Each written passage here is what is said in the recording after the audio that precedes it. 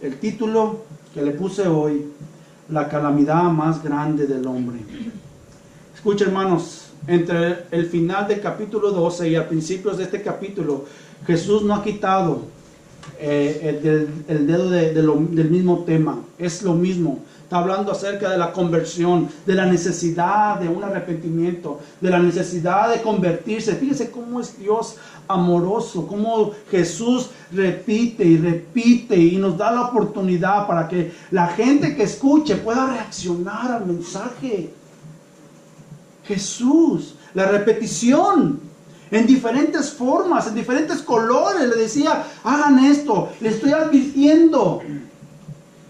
Y el tema viene a ser lo mismo en esta predicación. Mire, abra sus Biblias, por favor. Lucas 13:1, por favor. Y dice, en este mismo tiempo, estaban allí algunos que le contaban acerca de los galileos cuya sangre Pilato había mezclado con los sacrificios de ellos.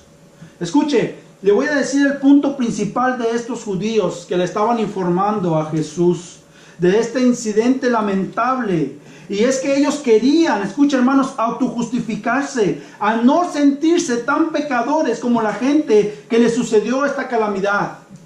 Ellos querían autojustificarse. Escuche, la frase, este mismo tiempo, se refiere de que después de que había terminado de darles, de que el juicio iba a venir, él comenzó a tratar este relato. Y Lucas nos relata aquí, hermanos, un incidente lamentable, una calamidad, donde algunos judíos de Galilea habían venido a Jerusalén a presentar sus sacrificios en el templo. Cuando repentinamente, hermanos, los soldados enviados por Herodes los mataron a todos. Ellos estaban ofreciendo sacrificios. Se dice que fue en el patio del templo donde ofrecían sacrificios.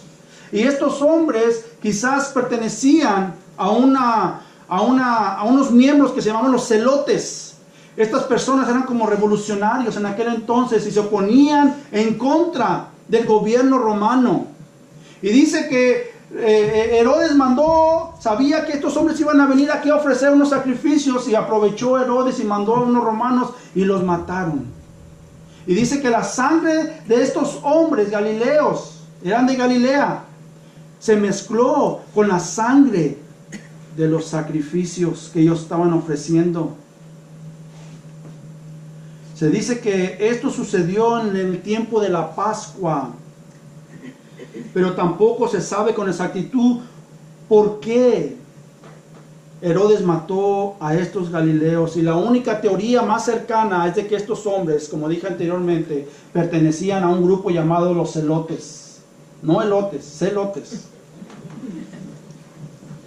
Y estos hombres siempre se oponían en contra de Herodes, y aprovechó Herodes para matarlos. Escuche, Poncio Pilato fue el quinto gobernador romano de Judea. Este hombre era muy orgulloso, muy cínico, muy violento, injusto, pero también era un hombre débil, indeciso, vacilante. Escuche, por lo tanto, esta calamidad que podemos ver aquí era típico del régimen de Herodes. Era un hombre muy malo, no era justo. Ahora, lo que dije anteriormente, el punto principal es porque estos informadores que le estaban comentando a Jesús, le relataban este incidente a Jesús, es porque de alguna manera ellos habían interpretado que la crueldad de Pilato provenía como una evidencia del juicio de Dios en contra de estos galileos que fueron asesinados. Ellos creían que la razón por qué ellos murieron fue porque eran muy perversos. Ellos pensaban que ellos eran muy malos, que ellos eran muy pecadores. Si no, de otra forma, no hubiera Dios permitido que ellos murieran. Y no solo ellos creían, escuchen hermano, ellos creían que la maldad que te sucedía a ti era por algún pecado, porque estabas en desobediencia. Y ellos dicen, eso le pasó a ellos porque eran unos grandes perversos, y a nosotros no nos pasó nada porque quizás somos mucho mejores, somos personas más buenas. Los mismos discípulos tenían este pensamiento, ese era el pensamiento de ellos. Si usted lee Juan 9, 1 al 3, dice, al pasar Jesús, se recuerda del hombre que sanó, dice, vio un hombre ciego de nacimiento. Y le preguntaron sus discípulos diciendo, Rabí, ¿quién pecó, este o sus padres? Dice, para que haya nacido ciego. Respondió Jesús, no es que pecó este ni sus padres, sino para que las obras de Dios se manifiesten en él. Escuche, Jesús no negó la conexión general que existe entre el pecado y el sufrimiento, pero rechazó la idea de que ciertos actos personales de pecado fueran la causa directa. No todo el tiempo, hermanos. Este hombre que nació de nacimiento ciego, imagínese, ciego. ¿Cuánto no sufrió este hombre? Quizás fue juzgado. Este hombre que pecó, sus papás fueron unos pecadores. Hasta él mismo se debe haber sentido mal, decir, mira, por la consecuencia de mis padres haber pecado, yo estoy ciego. Oye, imagínense, ciego ya era un hombre, no sabemos cuánta edad, pero habían pasado muchos años. Y solamente para que llegara Jesús y dijera, esto pasó para que las obras del Padre se manifestaran en él. Oh, hermano, esto nos enseña muchas cosas a nosotros. No quiero entrar en detalle en eso, pero porque ese no es el tema. Pero cuando nosotros pasamos por luchas, pruebas, por causa de la voluntad de Dios, no por tus decisiones, no por las consecuencias de tu pecado, pero a veces cuando nosotros pasamos problemas, dificultades por la causa del Evangelio, a veces, hermanos, tenemos que saber esperar. Y este hombre esperó muchos años. Miren, hermanos, a veces nosotros escuchamos en las noticias, vemos las calamidades que suceden alrededor del mundo. Terremotos, tsunamis, erupciones volcánicas, huracanes, incendios, epidemias del tercer mundo, hambrunas en la África, guerras causadas por el hombre, terrorismo, crímenes, donde en México ya es la moda, ¿verdad? Y mujeres y familias que son secuestrados, inocentes que mueren, hermanos, accidentes, crisis sociales, económicas, donde muchos son afectados. Todo esto, hermanos, causa dolor, tristeza.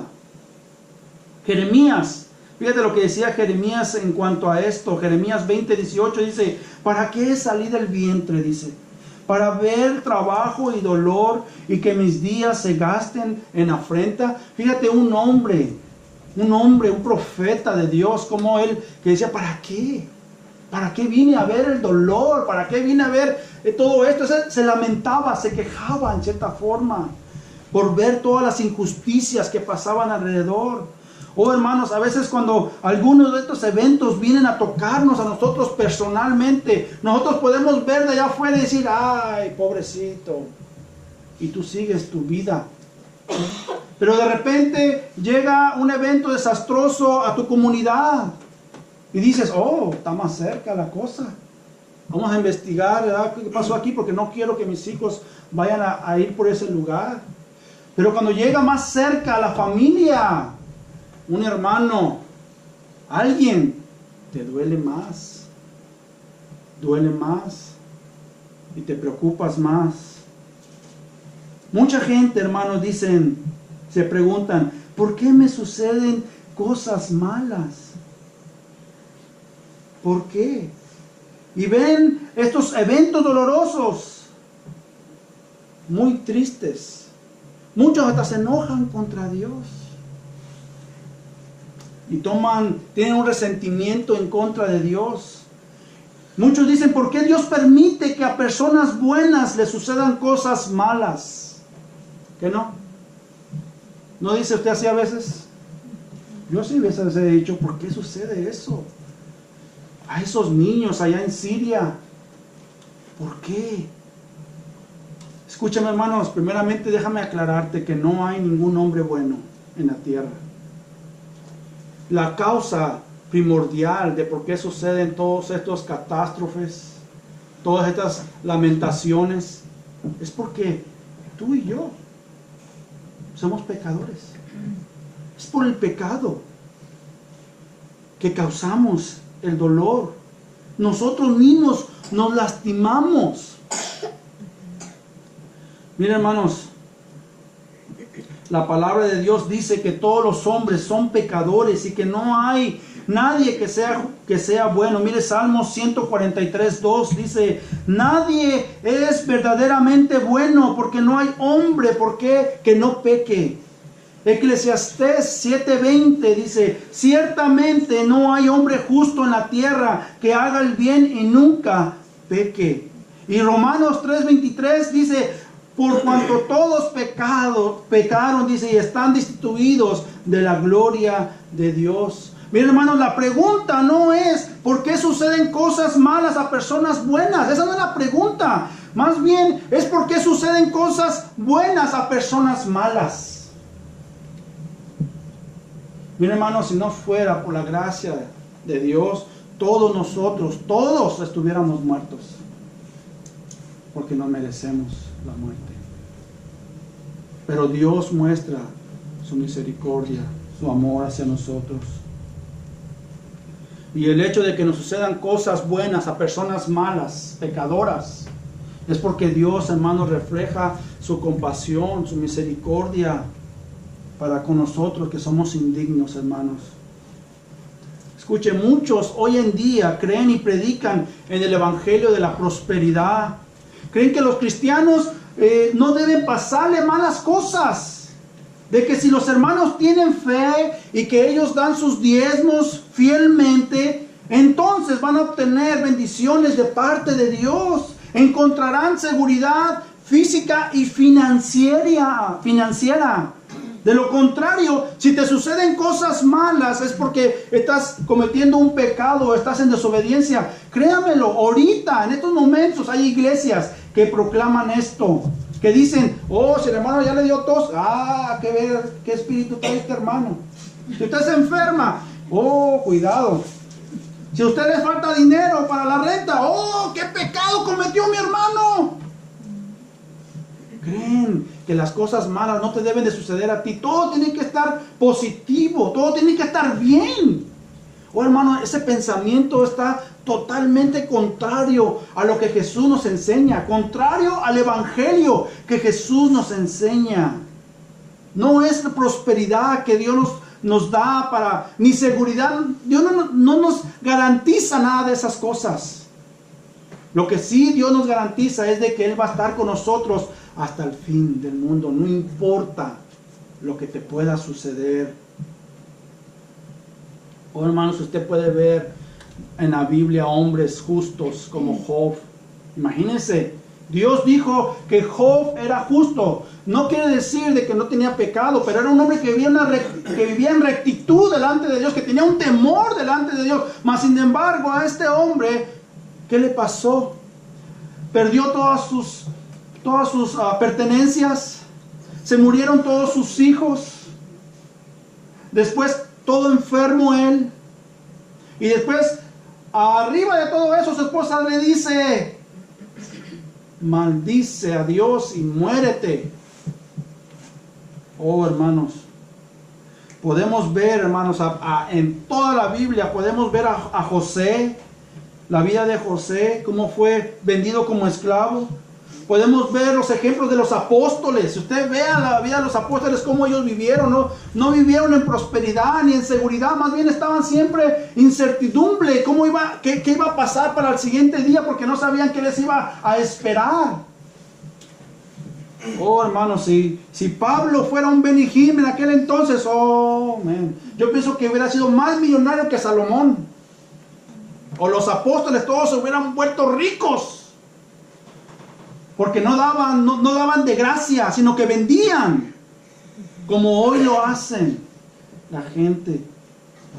Todos estos hombres, hermanos, por alguna razón murieron por la causa de Cristo. Primera de Pedro 2:21 dice: pues para esto fuisteis llamados, dice, porque también Cristo padeció por nosotros, dejando ejemplo para que sigáis sus pisadas. Oh, hermanos, el sufrimiento, su muerte, esos son ejemplo que nos dejó a nosotros. Yo por mucho tiempo, hermanos, pensé esta teología de la prosperidad Yo le decía a mi esposa, ¿por qué nos falta dinero si estamos dando los diezmos? ¿Por qué estamos siendo fieles? Vamos a la iglesia, hasta nos pasamos hasta casi 7 días a la semana. Por varios años, muchos años, andábamos ahí, 7 días casi nomás. Por ahí teníamos un día ahí y andábamos con nuestros hijos para todo. Ellos también pagaron eso. Y miren, hermanos, a veces teníamos muchos problemas económicos y dije, pero yo estoy siendo fiel. Hasta que dije, bueno, Señor, ¿es verdad o no es verdad?